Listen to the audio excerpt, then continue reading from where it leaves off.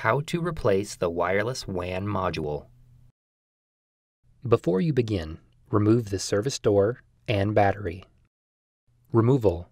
Remove the plastic shielding that covers the wireless WAN connectors.